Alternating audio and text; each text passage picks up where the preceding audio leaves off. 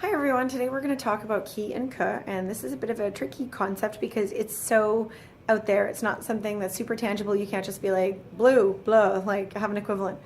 On its own, on their own, generally ki means who and ke means that or which.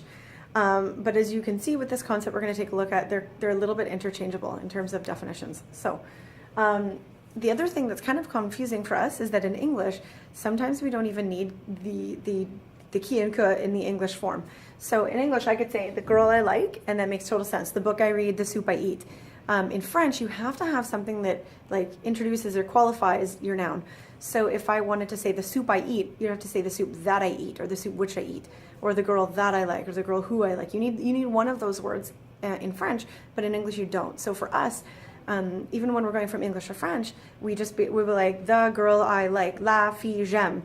And in our English minds, it makes sense. But in French, they're like, you're missing something. What's going on? So here's kind of the easiest way that was ever explained to me. We had this TOC's supply teacher, have you guys teacher on call, whatever you call it, came in one day, clarified this concept for me immensely. And this is what they just said. They said, instead of trying to figure out what the subject of the sentence is, because even today as an adult to me, I'm like, I don't know what the subject is.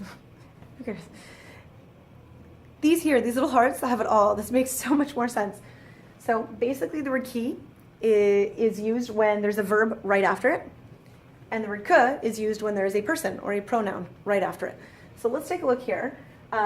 Here in English we have, this is a pronoun is a person, and then here we have a person. So all we have to do is take a look and we have to be like, okay, ki is followed by a verb. That doesn't work because I is not a verb. Right here the word I is a person, so we're going to use ke. So we're just going to take ke and it goes right there. There's no trying to be like, what is the subject? Who cares? That's super confusing. And you might be like, well, why would I have to talk and then I can't talk and then have a blank and then go back and fill in the blank as I'm talking? Just kind of pause for a minute and be like, let's say you're trying to say the book that I like, and be like, le livre que j'aime. And then you're being like, and after you say the book, just take a minute and be like, what am I saying next? I. Okay, well then if it's going to be I, again, the minute it's a person, it's que. So this one here where we use ki is a little bit less confusing. Because in English, we actually need a word here. So I'm going to say the girl is beautiful. Yes, the girl is beautiful. But if you're going to say, I like the one who is beautiful, I like the girl that is beautiful, the girl who is beautiful, then we generally actually do need something in there. So again, I take my word here, I go is a verb, so is a, they're both verbs. I come right over here, ki is in love with the verbs, and then I just take ki, there's my French right here, and good. In the right spot. Que j'aime.